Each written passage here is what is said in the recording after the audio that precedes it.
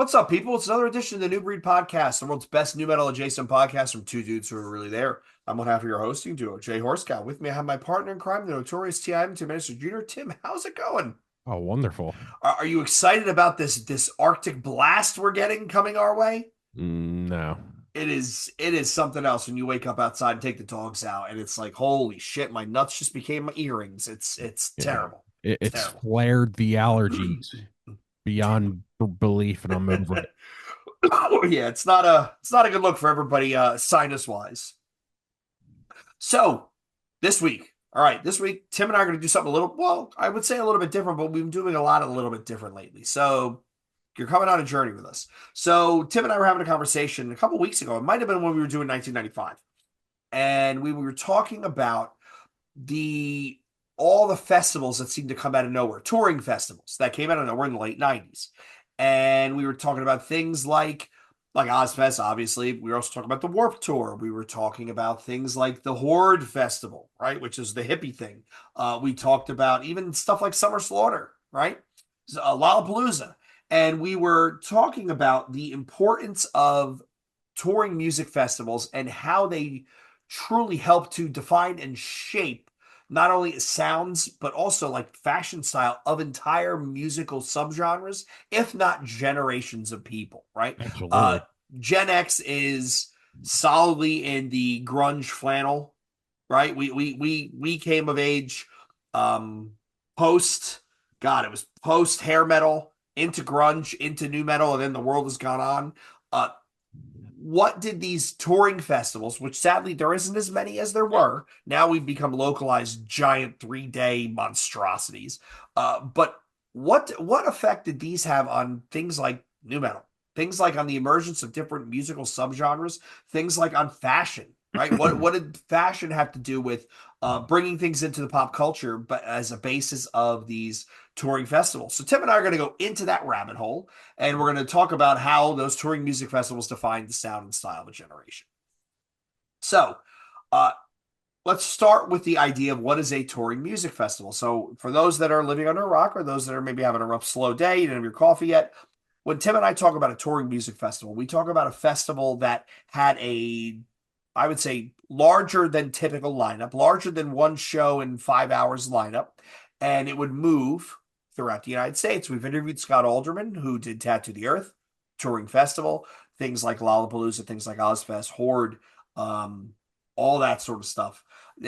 Warp Tour. I mean, now you can go into say things like Summer Slaughter, right, which came back this year. We're going to talk about that in a moment.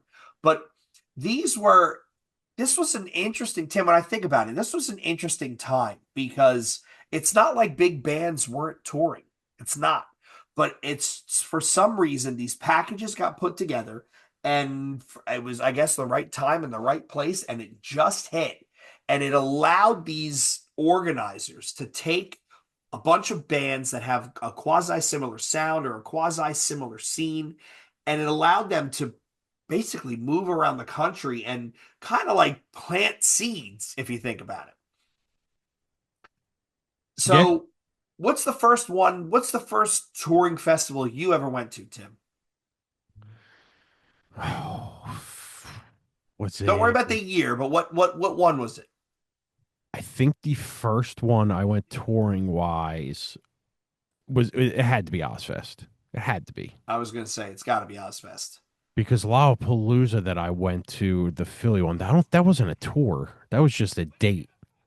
Who was on I couldn't even fucking tell you, dude. it? Like 99 maybe. Okay. I did Weezer, shit like that. okay. For me it was definitely Ozfest. It was Ozfest 97. Um but I did Lollapalooza 97, right? Is I that a did touring one though?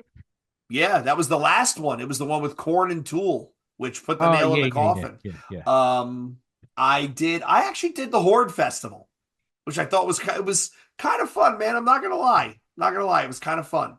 Um I've never done Warp Tour. I've done Summer Slaughter. Um yeah, yeah. So when you think about it, so let's start with the easy ones that we just identified, right? So in 91, Perry Farrell launches Lollapalooza. And with that, it drags. This is a multi-stage traveling, basically circus. And there was art, there was activism stuff there, like PETA was there, and the People's for the Liberation of Tibet was there, and all that sort of stuff. And then started to move around the country. And I think after the success of Lollapalooza, I think everybody else was going, hey, let me get in the game. We've already talked about Ozzfest and how that was birthed out of Ozzy being told he's too old for Lollapalooza. You had the Warp Tour guys, which were doing their own thing for quite a bit, right? It's 20 something years that thing has been on. The Horde Festival was a hippie and blues folk music centric thing. Uh, I didn't do the Lilith Fair, Tim. Not gonna lie, I didn't do the Lilith Fair. And then we'll end up with things like Summer Slaughter, and there was another metal tour which I can't remember the name of it. Monster Mayhem, maybe. Oh, Mayhem Fest. The Mayhem Festival that Monster was doing. But I, I think we can bulk these up to say that each one of these tours represented a different trend or a different wave coming through music. It not only cultivated it, but it elevated it, it escalated it, and then it popularized it. And at their simplest distillations, Lollapalooza popularizes grunge, right? Soundgarden, Pearl Jam, Screaming Trees, all that stuff. You have Ozzfest bringing in new metal to the main world. You have the Warp Tour bringing in punk and pop punk, right? Skateboard culture. Everybody had a skateboard when they were younger, but they brought it into the mainstream. Horde, the Horde Festival was jam bands and that folky side of stuff. Think like Blues Traveler. And then lastly, which came in later, but I wanted to include one of these as an example, Summer Slaughter. Summer Slaughter basically popularized extreme metal and deathcore, Yeah. right? They took a lot of those bands and threw them up onto a big stage. And so when I was doing the digging and the research, I really think if we had to boil it down to what make all these things together, and what was the common thread that they were pulling on for people, I would argue, Tim, my theory is that the underlying success of these sort of things is it took niches and it forced people into the ability to find a sense of belonging. Like we talk about the tribal nature of humans and how we have tribes and the Dunbar numbers and all that, the Dunbar sequence. This allowed people who have a shared niche belief to all get together to commiserate and to celebrate that thing that they're into and actually create bonds. So funnily enough, the guy Dunbar, right, he came up with the number of how many meaningful human connections we can have in our brain, how many we can maintain. And his top line number, for those that don't know, is 150. And he also wrote a book where he talked about the idea of friendship and what in that constraint of the Dunbar number, where does friendship, what are key signs? And what are key signs that people are going to be friends? What results in loss of friendship? And he said that the number one shared interest that will indicate two random people becoming good friends is a shared interest in music. Yeah. And if you I think mean, look at about me and you. me and you, Hardcore Ken. I met him standing in line for an Incendiary show, There right? you go. When I met our buddy Dan, I met him because of his wife. Because his wife said, "Hey, my boss." His wife called him and said, "Hey, my boss has a Pig Destroyer T-shirt on today. Maybe you guys have the same taste." So, music is the number one indicator that people are going to be friends, and this Yeah. allowed people to gather around in places where you're only surrounded by people where you have that at the minimum you have that shared interest, which I think allows it to grow and to foster. When you say another big thing for shit like that is just alcohol. Well, that too, right? Everybody Mhm. hanging out, drinking, singing, having a good time, right? Other illicit substances, which may or may not be named. I think those are other things that allowed people to. Well, I was just reading an article about the idea of dating with beer, dating without beer. So when you're dating someone and you're starting to get into the relationship and it's always centered around drinking, the question the guy was asking is, do you really think you like that person? How do you know without being sober? Because drinking lowers your inhibitions and it makes you a little bit more of yourself. And yeah, but what happens when that wears off, right? And you That sober up and you go back to being the quiet introvert. that's a very good point. And I think many of them have happened for people like me. Mm-hmm. And then you realize, oh yeah, we really don't have much in common. Yeah, and aside from drinking and having a good time when we're sober, she kind of sucks. It's kind of fucking annoying. Yeah. All right. So let's start with the first one, right? We're gonna start with Lollapalooza. So Lollapalooza, Perry Farrell conceives this thing, starts in 91. 91 and 97 is the initial run, those first 6 years. And what he really wanted to do, most people realize, most people watching the show probably know this, is the intent of Lollapalooza was these were for farewell shows for Jane's Addiction. So it was meant for a way to create a tour around those farewell shows. And what he did is he actually, on the back of that, built in a whole bunch of other bands. And this was alternative. This was grunge. So this sings to Generation X, right? And we're typically branded as angsty and nonconformist. Like that's what Gen X is typically branded as. So this spoke to them. This spoke to them in a new way because it combined their musical interests with also things like we talked about social activism, right? So all that stuff was going on. All the tables with PETA and free Tibet and all that sort of stuff. It's kind of wild. Kind of Was wild. PETA people eating tasty animals? Somehow I don't quite think that was it. So in 91, you're looking at Jane's Addiction, Susie and the Banshees, Living Color, Nine Inch Nails, Ice-T and Body Count, the Butthole Surfers, the Rollins Band, Violent Femmes played some dates, and Fishbone played some dates, which is wild. Right, that is completely wild. But so he sets this out, and Lollapalooza comes to define what we know as alternative rock. It made bands like Pearl Jam bigger. It made bands like Soundgarden bigger. It made bands like the Chili Peppers bigger, right? All three of those bands became mainstream bands on the back of Lollapalooza. Uh, I also think we're going to touch on it a little bit deeper later, but the fashion piece, right? This popularized grunge and flannel. Kind of weird that everybody was going to a summer festival wearing flannel when it's 90 Uh, degrees outside, but here we are. Not to cut you off, but I just had an idea and we need to write it down. We should do an episode on the Seattle sound. Oh, did you ever watch that documentary? The No, DJ who broke grunge music? no, I haven't. Oh, Maybe I'll find. I watch gotta that find and the we name. When talk we're about when it. we're taking a when we're taking a break, I'll have you vamp and I'll find it. But it was on the Red Bull Network and it was really good. Okay, so the funny thing though is Lollapalooza starts out and becomes huge. It's growing. It's taking off. But even in the beginning, they started to have problems, right? Perry Farrell is got to be an interesting dude. As early as '93, they were starting to have problems. And when we talk about the lineups, to maintain that underground necessity, but also commercially, it was taking off. So the bands that you were trying to market to that were smaller underground bands, but they got bigger and bigger. So look, I mean, 91 was that, 92 was Chili Peppers, Ministry, Ice Cube, Soundgarden, Jesus and Mary Chain, Pearl Jam, and Lush. That's a hell of a lineup. That's a That would be a hell strong of a one. lineup today. Where does Ice Cube fit in that one? I don't know, but that's got to be kind of wild. Him hanging out with Al Jurgensen and Chris Cornell. Like, can you Yeah. imagine? But the second stage bands were shit like Cypress Hill, House of Pain, Porno for Pyros, Jim Rose Circus. I've seen them at least once or twice. All sorts of stuff. Like I look at all these bands, I'm like, Jesus, look at the Cows, Screw, Stone Temple Pilots was a second stage band. Temple of the Dog was a second stage band. Failure, insane.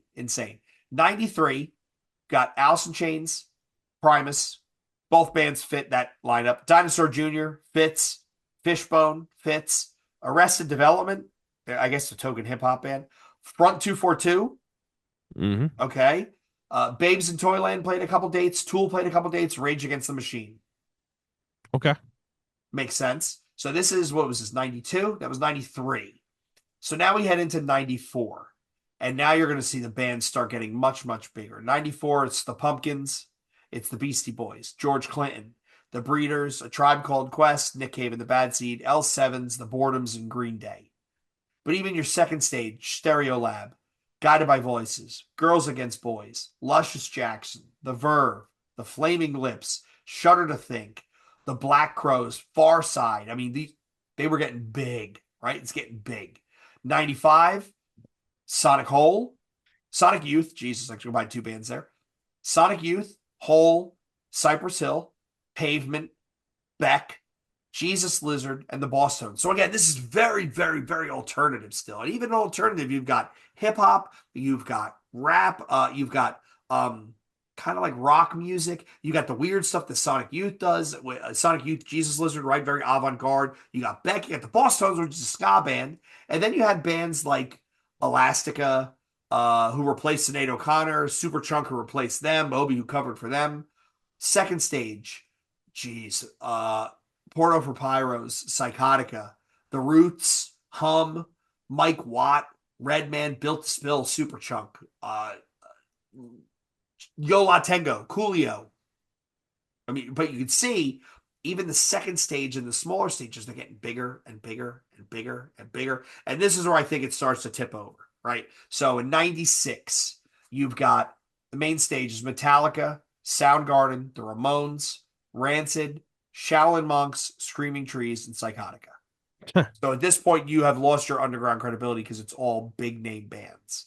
And the side stage, Girls Against Boys, Ben Folds 5, Ruby, Corner Shop, You and My Soul Coughing, Sponge, The Melvins, Johnny Polanski, Fireside, right? Like you're big at this point. You're big.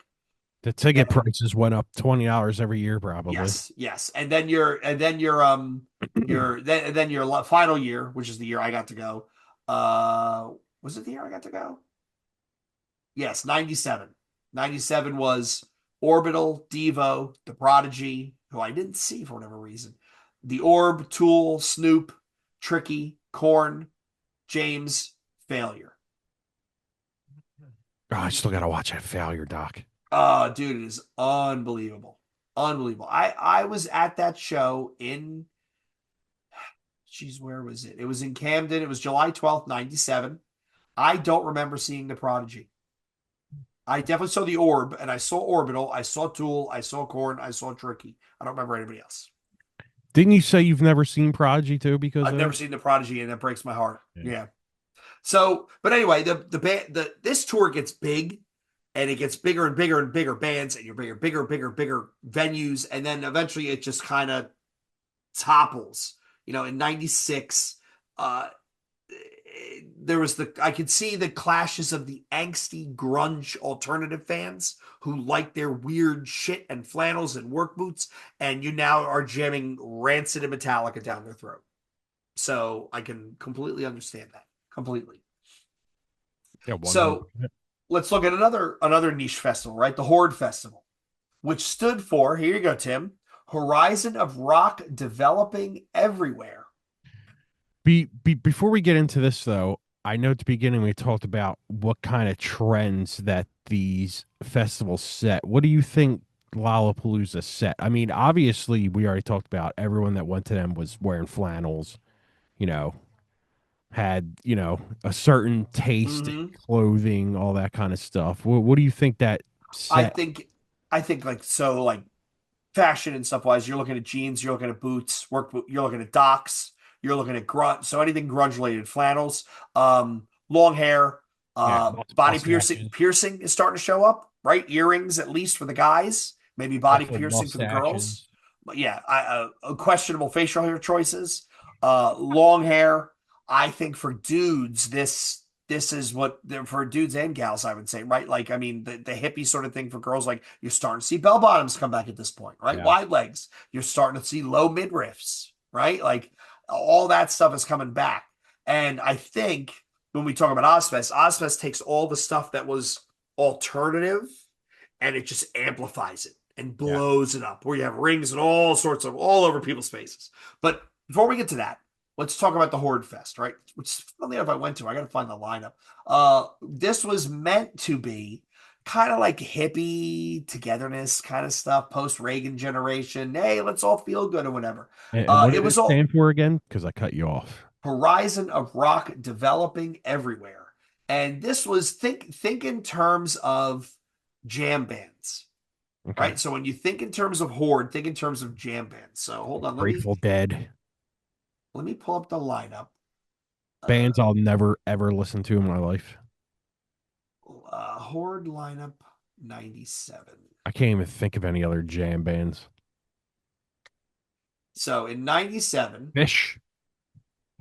yes, yes. So the year I went, right, which is 97, and I can't find lineups by year. I can just list all the bands.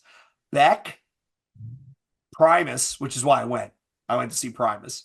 The Boss Tones, Toad the Wet Sprocket, These are Blues, all these are jam considered jam bands. not jam bands, but kind of like think of like easier on the ears, Okay. in that folk hippie, you know, shared consciousness and understanding, like that type of vein. Okay. So, and Primus being the weird outlier, right? You have Beck. All these are positive bands. None of these bands are playing anything aggressive whatsoever, right? Like, so again, Beck, Primus, the Boss Tones, Toad the Wet Sprocket, who one of my college friends continuously refers to as Chode the Wet Sprocket. Leftover Salmon, Soul Coughing, Squirrel Nut Zippers, Blues Traveler. Okay. Blues Traveler sounds like Uh, a band that definitely should be there. Ben Folds 5 played some dates. Cooler Shaker played some dates. That makes sense. That makes sense. Like if you look at all Dave those bands, like Matthews. Squirrel Nut Zippers is one of those like 40s like kind of ska bands, and then you have True Ska and the Boss Tones. Toad the Wet Sprocket played that quieter, rock music. Soul Coughing was really weird. They have no guitar. It's a bassist, a keyboardist, and a drummer. And then Primus.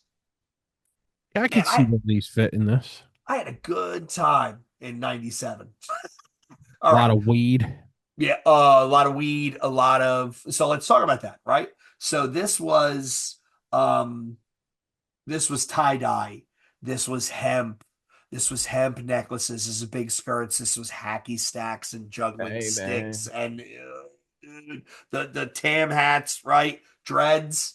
Um I haven't heard a hacky sack in 20 Ages. years. Holy Ages. shit. But I mean, hey, no judging. It's a different crowd. Like people doing nitrous in the parking lot.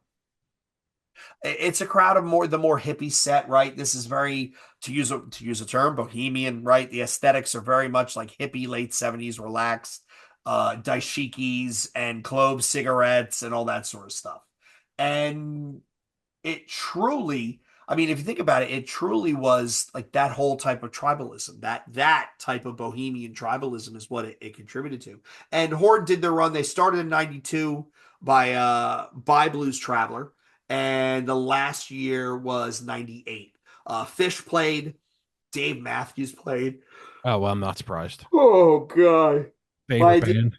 my idea of hell is scooping a cat litter box for all of eternity while Dave Matthews plays overhead in the Muzak system. That's my idea Ah, of hell. Um, but yeah, I mean, Horde was, I'm not gonna lie, dude, Horde was fun.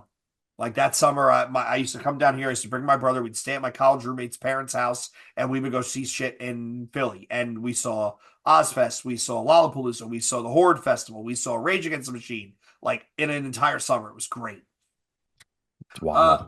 so now let's talk. We're gonna go quickly through this one because we've done a lot of talking about this already. Ozfest, right? So this was them trying to beat Lollapalooza at their own game because Ozzy got passed over.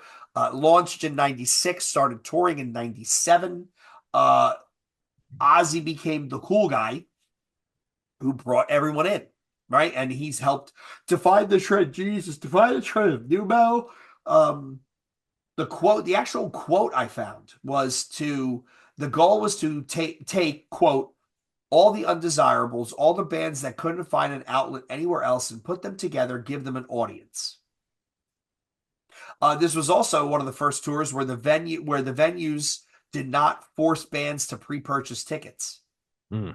So think about it, like you didn't have to resell tickets. It's just whatever you got is whatever you got.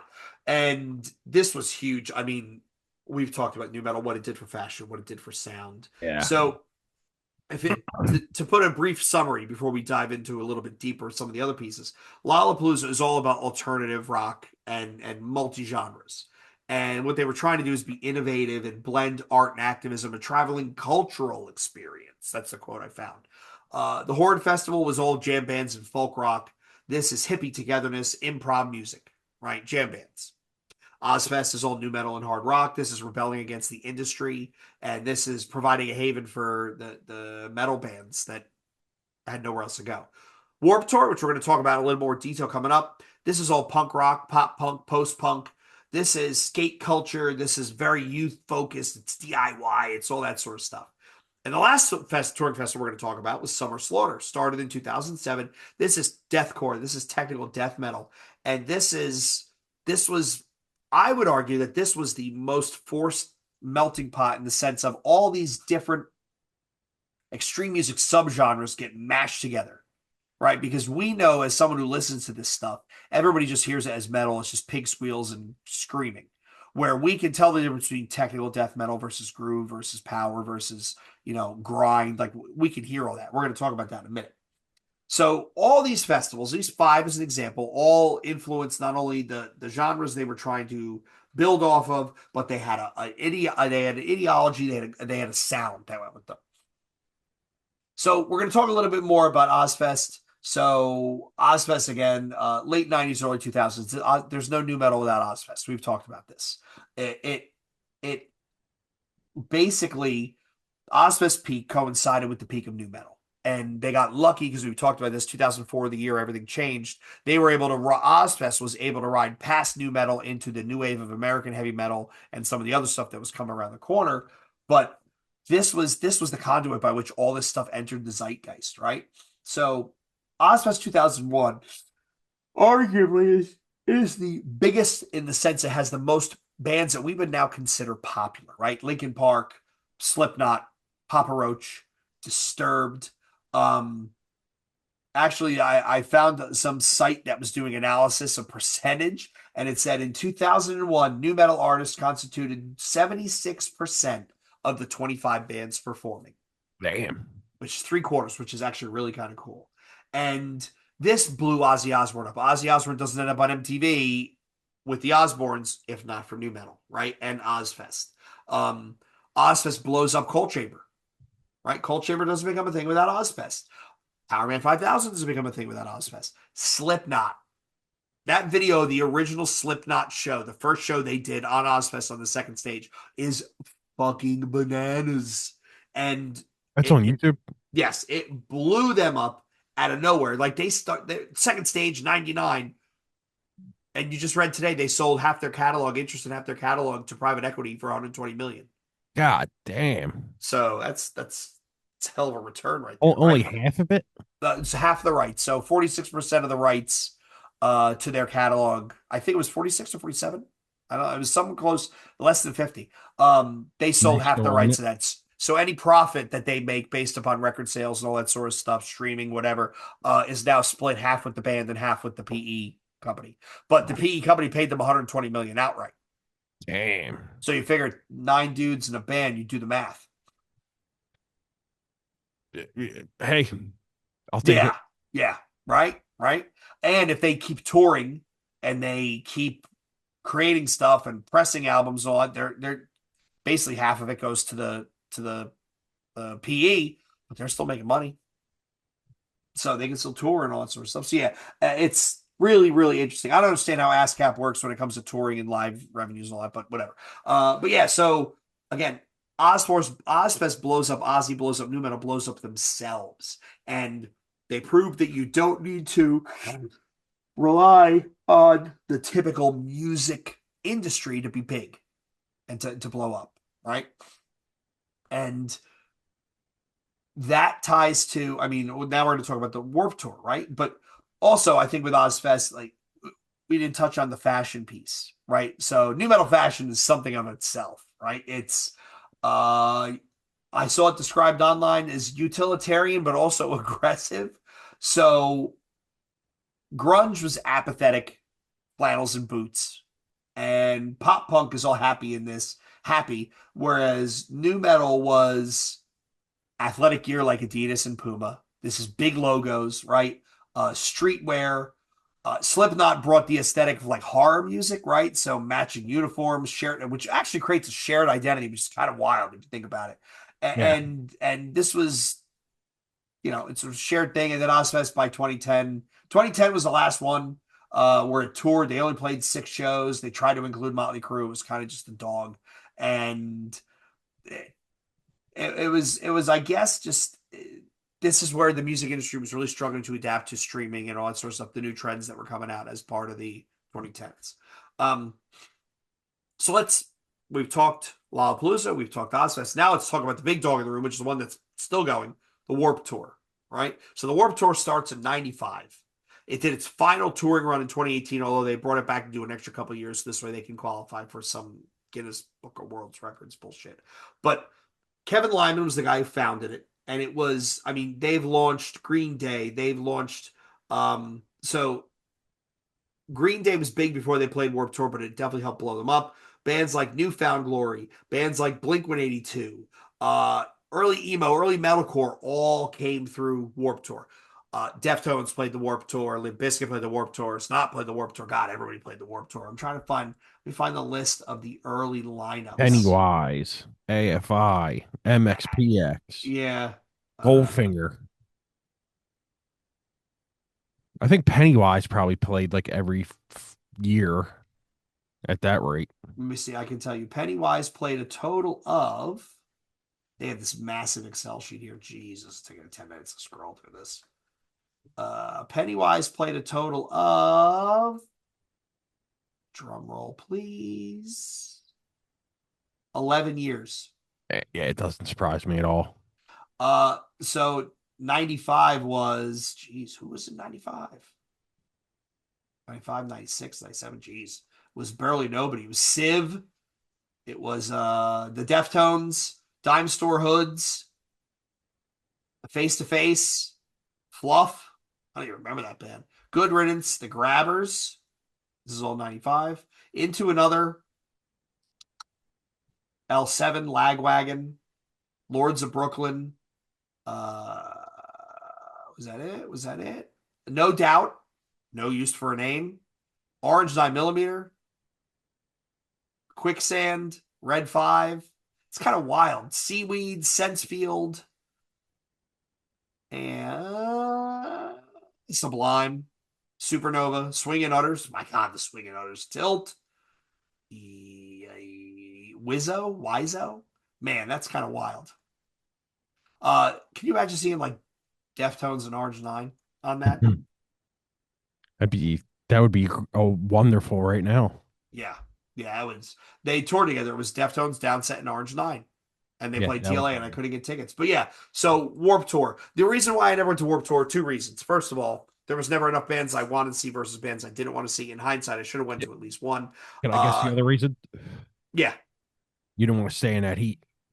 the heat was another thing. It was always in a giant parking lot somewhere. But the other thing was the revolving lineup. So for those that don't know, Warp Tour did not have a set lineup. Not set lineup, set spots where you'd play.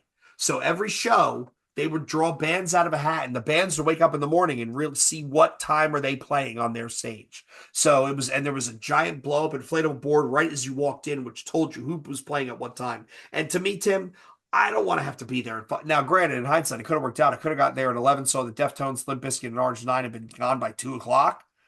But that was just too much for me. It's too much for me. Newfound Glory, right? Pop punk, a little bit more on the aggressive side, but I also chalk that up to Chad from Shai Hulud playing guitar for them. Blink 182. So many of those bands, right? So many of those pop punky, Voodoo Glow Skulls and all that bullshit got huge on the back of the Warp Tour.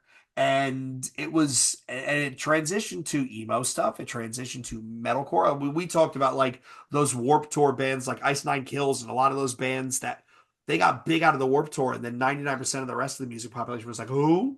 What? So kind of wild when we think fashion. I found a quote. The aesthetic was hot girl in a mosh pit meets Bratz goes punk. So think like mesh flames, utility skirts. Everybody wore Vans. Everybody wore Vans, right? Vans Warped Tour, band merchandise, DIY punk accessories. Yeah, that makes sense, right? The pins, safety pins, and all that. It was really interesting though because Vans actually was so successful in the branding and so successful with the Warp Tour that they ingratiated and integrated themselves into the trend without trying to be explicitly exploitative about it. You Oh yeah, know, dude. back then, them things were huge. Yes, it was Warped Tour. You were wearing Vans, and everybody wore Vans, and this wasn't a marketing ploy. They just sponsored it, and there it goes. When I think Warped Tour, I think of the collision inside of the Hot Topic between Warped Tour and Ozzfest. Oh, absolutely, Like 100%. that's how I would describe Warped Tour. Um, Dude, you would see that in the people that work there. One of them was a Warp Tour. The other was guy, and one of them was an Ozzfest guy. yeah, Yeah, absolutely. yeah, You and then still towards see the that end, right now. one of them is a deathcore guy. Yeah, So yeah. yeah, Well, these days, yeah, you would get looks some. like what's his name from Phil Bozeman from Whitechapel. You can never tell aside from the tattoo and the plugs that he's you know. So Warped Tour ends touring in 2018, mainly due to economic pressure. Right. Again, we're going to talk about what drove these things to fall apart. Economics played a big part in all these things petering out. I can't imagine the logistics of trying to get 20 something bands across the entire country in the summer, rolling lineup, changing set times, set it up, play, break it down, set it up, play, break it down. And you need to do, however, 20, 25 shows, 20, 25 shows to make it profitable, right?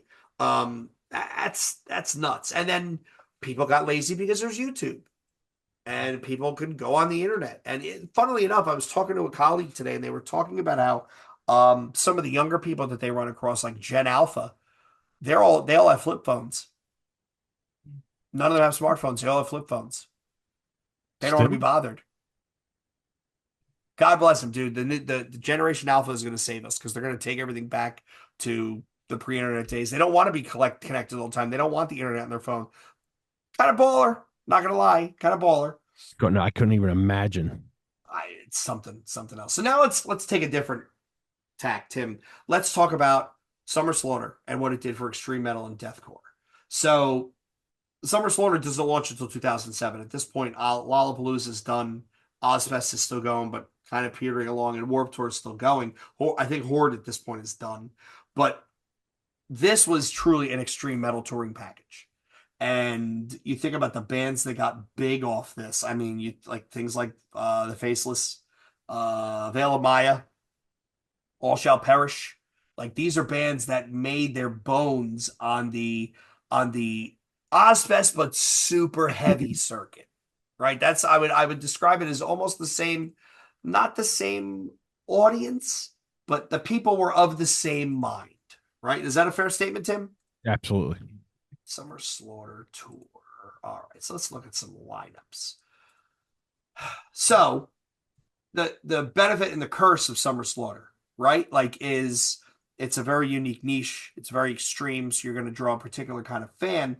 However, it is limited, right? Because you're talking about a highly specialized, extremely small niche in what amounts to what's amounts here. It's a tough economic environment. Even back then, I mean, you were heading into the crisis in 2008.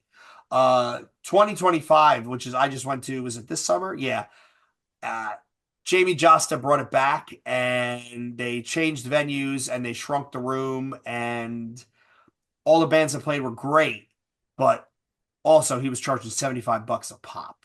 Mm. That's a lot of money for a festival. For Yeah. Hatebreed, who you can see at least once a year, Gridiron, who are the hometown heroes, Malevolence, who's been through once already with they came through with Counterparts. Snuffed on Sight has been through before. Escuela Grind's been through before. Bleeding Through's just been through. It's part of the pun. So I kind of get it. But it's for highly specialized genres, I guess you can kind of expect low attendance because you're still coming again, it's economics and logistics you're trying to get over. You're trying to get over. Fashion as far And as go on. I kind of think too, like that festival was like hyped up to the point where like, oh, we're it's automatic ticket sales because who's behind it and the band's doing it. But I kind of feel like it's kind of like what you said right there. Like, yeah, I've seen these bands all come through recently, so I could probably miss that because a lot of people, in my Mm-hmm. opinion, these days don't want to sit through that shit. Like me, my knees hurt after the third fucking band. Yeah. I mean, It's a trial by fire. It truly is. Yeah, and it's like then it happens, and then it's blamed on everything else. Oh well, it just wasn't the right time. Or, nah, you just No, and you didn't didn't build a really good set it. lineup, Yeah, and you you maybe didn't you set it right. you got a little bit too much in your feelings with booking the size of the room. So let's give another example. As uncomfortable as this may be, the Biohazard tour, Biohazard Onyx Bayway, Yeah, that failed where they basically, right? they bagged half of it, and the other half got smaller rooms, which sucks for Bayway. It sucks for Bayway because I think they're on the up. They're on the up and up. But I really do think that bands need to be realistic, right? If you think you can fill 1,000 cap, play in 750 and Yeah, sell it out. Would you rather sell it out or just sell it out in smaller venues and prove that there's still draw for what you can do? Because the next time you come through, Adam has explained this, was the booking agents will say, "Oh, your last tour, you sold out the whole thing. You played 700 and 5 to 700 caps. Now let's move you up to 9 to 1,100 caps and see how you do." yeah, 100% agree. So let's Tim, let's put a pin on the fashion piece. When we think about Lollapalooza, again, this is grunge, anti-fashion, flannels, everything is thrifted. The big bands that we could think about with fully that fully represent this aesthetic is the Chili Peppers. This is Pearl Jam's Soundgarden. Ozzfest, again, baggy utilitarian wear, band uniforms, very streetwear, kickwear, Jenko, all that sort of stuff. Slipknot, Linkin Park, Korn Disturbed. That defines the aesthetic. With the Warped Tour, it's pop punk, it's emo, it's metalcore, it's skate apparel, it's DIY punk type shit. This is Blink World 182. Industries. Yes, yes, yes. This is Blink 182, Newfound Glory, maybe Green Day is an influence. The Horde Festival was jam bands, tie dye, improv. This is a bohemian hippie, Dave Matthews Band, Fish, Blues Traveler, the Spin Doctors. I Dave Matthews Band. I just can't get over. Summer God. Slaughter. So this is deathcore, technical death metal. This is your typical metal show. So this is everybody's wearing a band T-shirt. It's You've all got black. jeans on, all black. Maybe you got some camo cargos. Also, All Chain Shall wallets. Paris. Yeah, faceless. Veil of Maya. So let's look at. So when you look at lineups, right? Summer Slaughter, 2007. The headliner was Necrophagist. Let me guess. Next, Job for a Cowboy. No. Mm. Got another guess? 2007, The Yes. Faceless. Yep. Got Uh, another one? I would say someone like As Blood Runs Black. Yep. Keep going. Um, I'll give you one more. The next miss, I'll finish them off. wow, what am I? 3 for 4? Yeah, you got three so far. Born of Osiris or something. All shall No, perish. they're later. They're later. Close. So Okay. Necrophagist was the headliner with decapitated cephalic carnage, Ooh, cattle oh, decap, ooh, faceless, blood runs black, Arsis, ion dissonance, and beneath the massacre. mm. What did the next year? The next year was Black Dahlia Murder was the headliner with Cryptopsy, the faceless, despised icon, aborted, Born of Osiris, Psychroptic, Whitechapel, Cataclysm. Some good fucking lineups, man. Yeah, 2000. Oh, that was 2008 in Canada, 2008 in Europe. How about what do we have next? 2009, Necrophagist, Suffocation, Behemoth, Ooh. Darkest Hour, Winds of Plague, Dying Fetus, Born of Osiris, Origin, After the Burial, Beneath the Massacre, Blackguard. And then two bands picked up the second half, Decrepit Birth and Sifrim And Spherum. and Sephirim. All right. Jesus, man, that's the first time I've fucked up a pronunciation. You got it right. 2010, Decapitated is the headliner. The Great. Faceless, All Shall Perish, The Red Cord, Veil of Maya, Decrepit Birth, Cephalic Carnage, Carnifex, Animals as Leaders, and Vital Remains. Damn, Animals as Leaders has been out that long. Yeah. Yeah. Do you remember Reflux? Yeah, I remember Yeah. Reflux. Let's see I here. can't. I didn't. I thought Animals as Leaders came out like 2016. No, dude, obviously not, right? 2011 was Black Dahlia Murder and Whitechapel as headliners. Support was Darkest Hour, 6 Feet Under, Dying Fetus, As Blood Runs Black, Oshino, Flesh God Apocalypse, Power Glove, and Within the Ruins.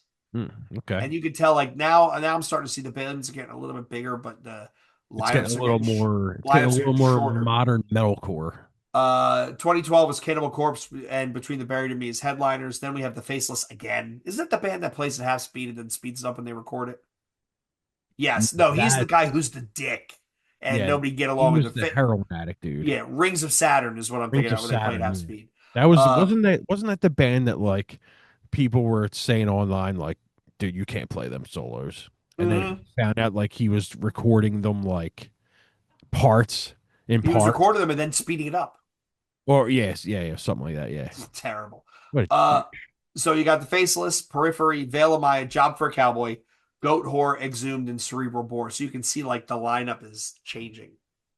God, they went into 2013. Call outs. Dillinger was the headliner. Periphery shows up. Norma Jean shows up. Revocation shows up. Rings of Saturn.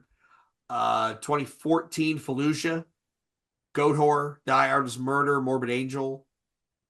And then 2015, this is where I think it starts to. There's only like six bands here. For me with the Summer Slaughter, it feels like it was what the trend was that year because like Yes, you very, know very much so. 16 was Cannibal with Nile after the burial, suffocation, carnifex, revocation. 2017, Angel Maker, Lorna Shore, Origin, Fetus, Black Dahlia Murder. Yeah, it's just it seems like it's the same seven or eight bands, right? And then mixed it there's a with a couple of few up and comers. yeah, with a couple of up and comers. I mean, hey, look, it worked. It worked. Um, so let's talk about Tim how everything falls apart, right? And how everything comes to an end. So what it really comes down to is that the traveling model was a systemic failure. It could not be maintained anymore. And it's not because people didn't want to see shows. It's not because the bands weren't making good music. It's not because there wasn't demand for t-shirts and live music. It was logistically touring festivals like this are absolutely brutal. You travel overnight, you get there, and you have to set up two stages. You have to sound check, you have to do everything. The bands play, the bands get on the road. You got to break all the shit down, catch up to them, pass them, set up again, wash, rinse, repeat. Multi-stage, multi-artist traveling shows are big deals. Constant moving, constant setup, tear down. That's inefficient, right? Whereas you have your modern festivals. I was a big call me a noob. It was a big deal for me when I realized that this is hardcore, that everybody's playing the same set and the same back line. They're Yeah, just plugging in heads, snares, and cymbals, pretty which much. is the most efficient way to do it if you're going to have multiple bands playing and not have 20 minutes in between. I mean, the fucking drummer kills you, right? And then you have somebody like a John Longstreth or somebody who only plays a giant kit. Like, my God, you're waiting an hour just to get the shit on stage. Well, So, I think that's the same aesthetic where like you see like a tour and like the back line for the openers, it's like their drums, and in the back it's a covered set drum set yeah, because they like I remember when I was younger I would go there and be like, why are they playing in front of this drum set? And then I'm like, oh, I finally figured out why. It's like because the time headliner's already been sound checked and set up. Yeah. And I headliners actually and think that's a better maneuver, dude, right? Like, I think it's a maneuver. Guitars, bring your heads and your guitars. Drummers, bring your sticks and your snare and your cymbals, and everything else will be provided for you. This way you speed up you maximize the amount of time you let them play because there's not so much interchange. only thing I hate about that is, and you'll see this sometimes at like festivals, like single festivals, it's like a lot of the bands will sound exactly the fucking same. Well, yes, and that is a great point, Tim. That is a Yeah. great point. Like Aftershock and Welcome to Rockville and all those. The the sound guy is the same for every band playing the same back line. There's no nuance there. Well, you see that more like a This Is Hardcore, like bands go on. It's like unless they change their head, you're really, because to me, I think most of the sound is in the speakers.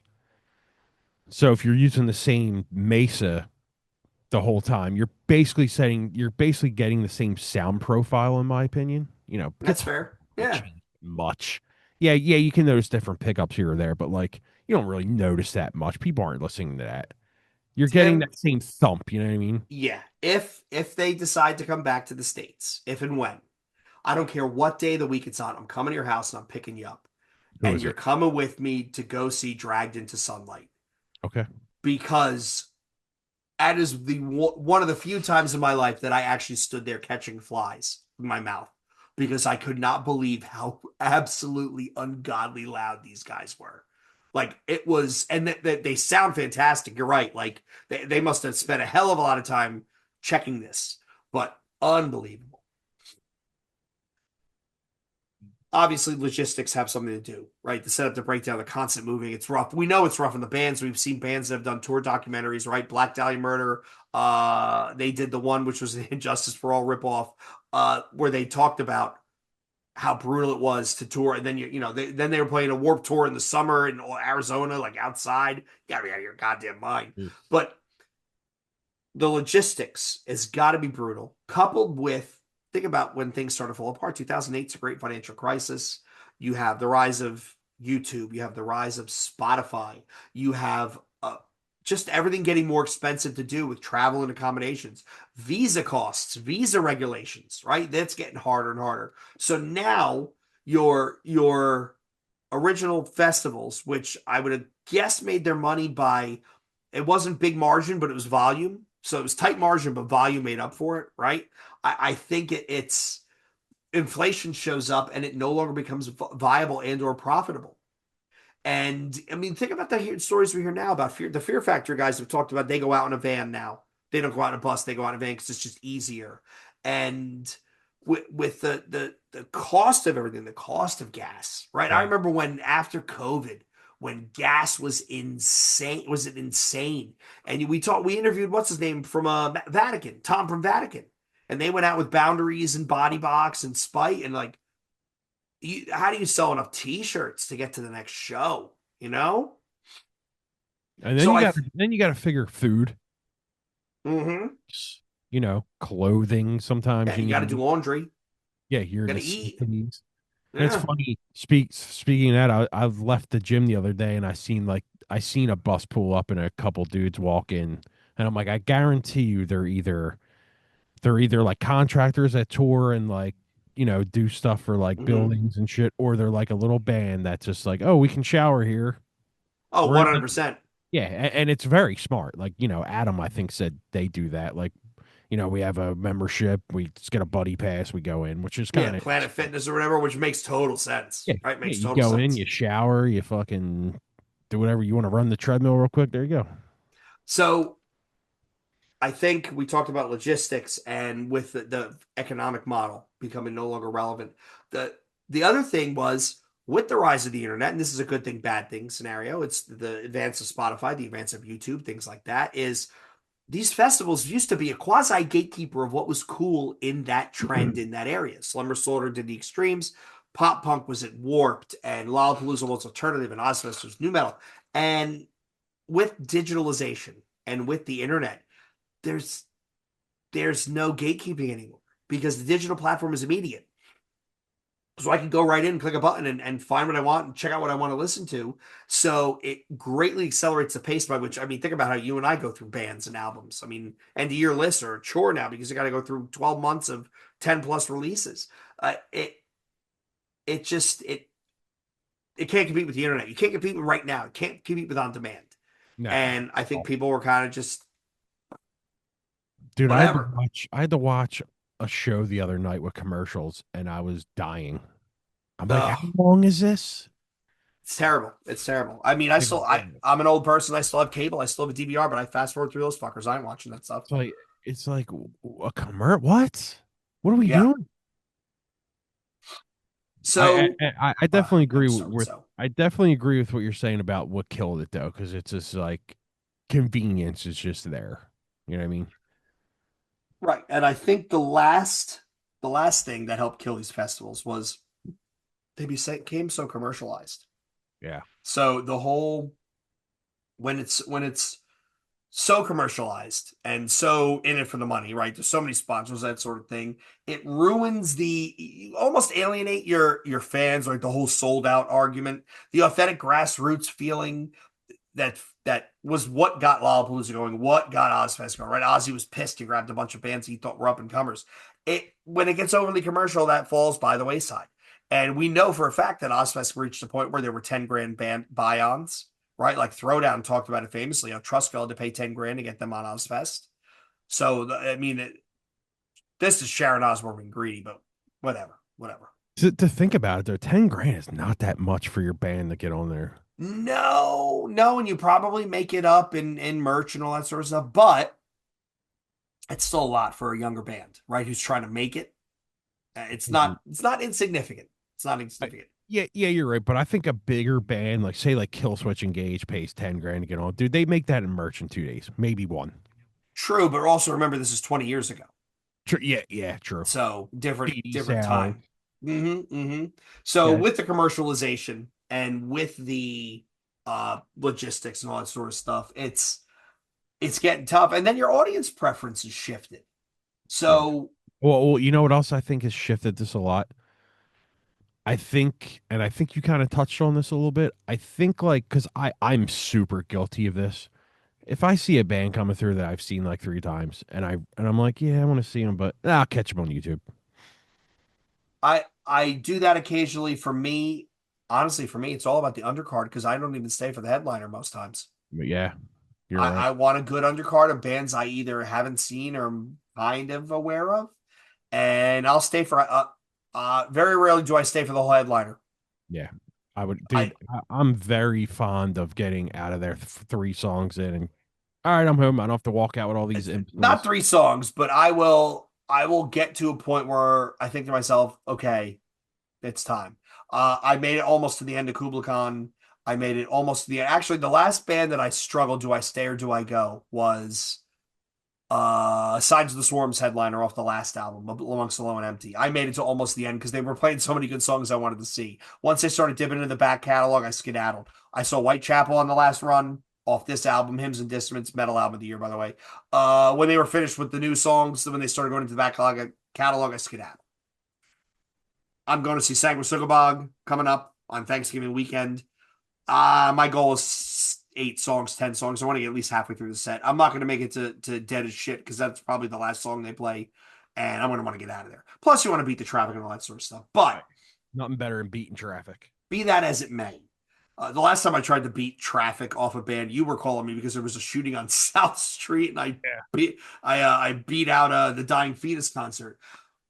There was an Did interesting. we stay for the whole show when we went and seen Fear Factory and No. We got. I think we pulled up set list, and there was like 7 songs left, and we were like, "Fuck, let's get out of here." yeah. Oh, Static X, that's right. Right. When I looked, I was looking for pull quotes. I did see a quote which talked about how Generation Z, 58% of Gen Z plans to attend a festival, but their motivation is hanging out with friends and socialization, not the bands, which is different than what you and I would go for the bands, and friends being there was an add-on, which is why things like, and they also prioritize comfort and high amenities, Oh, fuck yeah. which which is why Coachella is what it is.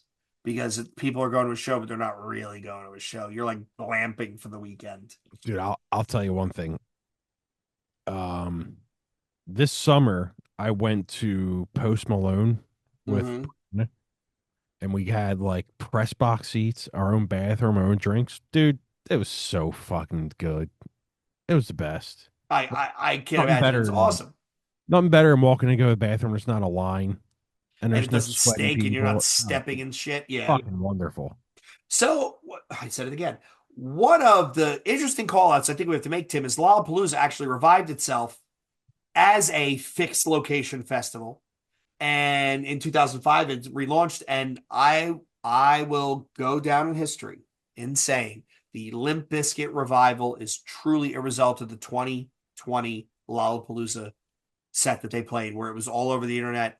Yeah. And by the way, I go Friday for my Live Love Limp Bizkit tattoo. Going Friday. I can't wait to see that. I am convinced. I am convinced that they relaunched. They relaunched Limp Bizkit. They launched Lorna Shore.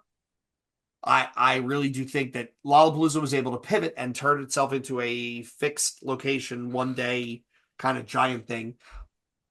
But the logistics, the market pressures, digitalization, the audience preferences changing, kind of put a nail in the coffin of the touring festival. And I'm glad to say we were around. I'm glad to say that we got to see a lot of these things. The term I came across that was used a couple times about why those festivals were successful in the moment, but not anymore. The term was used as hyper segmentation, which I would agree. It found a niche and it went deep in it. Like, look at some of the shit playing late Lollapalooza, like the Eels. All right, Old's 97. They found a niche and they went, all right, we're going all the way to the bottom. Same thing with new metal. New metal. Unloco, Apex Theory, like all the stuff we did in our our third wave new metal. They went in and they went deep. But the world was changing, digital was there, tastes were changing. People didn't want to, they want to go to a locale destination show and have maybe a bigger venue with a bigger lineup of more diverse bands. Just the traveling caravan, it would not hold. It would not hold. I mean, we interviewed Scott Olderman talking about Tattoo the Earth, which I didn't realize they played Red Rocks. Did The they? Colorado date was Red Rocks. I can't imagine seeing that show at Red Rocks. That must have been absolutely bananas. Isn't that just like stone That's seat? the big stone amphitheater. Yeah, with that nice. Awesome, dude. It's an awesome place. I got to walk there. I didn't see anybody. Zed was playing that night when I was out in Colorado in that area. But yeah, it was awesome. In summary, the traveling caravan idea made sense at the time economically, digitally. Now it's just no longer feasible. But I think it's the enduring legacy is things like Lollapalooza, things like Aftershock, Rock on the Range, those fixed multi-genre, multi-stage local thing. I think that's where it lives on. And I think we were lucky. We were lucky to be around for the time. We got to see the curated subculture develop because each one of those tours had their own curated subculture, which is kind of neat. It's just sad that the physical demands of doing this and the economic demands of doing this as a tour just became unviable. Definitely. And I will say, as somebody who went to FYA last year, who's going to FYA this year, now that I have the quote unquote disposable income, and I'm not saying that I have it, I save up. I literally I don't have payment plans to pay for this shit. Uh, there's something to be said. There's something cool about, hey, I'm going on vacation, and the only thing I'm doing on vacation is seeing a bunch of bands. That's the only thing I have to do. I'm not doing touristy shit. I'm seeing a bunch of bands. It's kind of neat. Yeah. And that would be something I would like to do. I don't want to have to some pre-planned fucking, oh, we're gonna go to the water park today. Then the fuck No, no. it's dude, it's fantastic. The biggest struggle we had last year was finding places to eat before and after. And then I now I'm kicking myself because I forgot that the Waffle House is down there. They're open 24 hours, idiot. This year we're getting an Airbnb. It's a mile from the venue, Yeah, you get your own food. and there's four of us. So, but basically the way it worked last year is you get up, you get breakfast, you go to the venue. You're there all day, you leave at the end. Wash, rinse, repeat. We don't do much in the house, in the room, but sleep and shower. I'd be going to the store getting eggs and bacon and calling it a Yeah, fucking. We talked about that. A bunch of us are catching a 6 a.m. flight out of AC. We're all on the same Spirit Airlines flight. God help us. Say a prayer. Um, but yeah, there's something to be said. So anyway, let's put a capper on this one. So for the fans, for those watching, for those listening, let us know if you like this stuff. Tim and I are experimenting with this because we find it interesting. There's a couple other topics we're definitely going to do because we just have a bee in our bonnet about them. These type of structured deep dives where we really do a decent amount of research on this stuff to put together something coherent. But if you enjoy this, please respond, leave a comment. We want to hear what you think. Hopefully, this is something you enjoy. Is there something we missed? Is there another topic you'd like Tim and I to go all in on? We've done this. We've done Christian hardcore. I'm going to drag Tim with me on a deep dive of moonshine music and the perils of licensing tracks not actually getting rights. Going to be interesting stuff. So thanks for watching. Thanks for listening. Newbreed_podcast on Twitter and Instagram. Newbreedpodcast@gmail.com. 267-297-4627 for all your voicemail needs. New episodes at 12 p.m. every Wednesday. New reaction vids every 12 p.m. on a Friday. Thanks for hanging out with us. Hope you enjoyed us. See you next week. Cheers.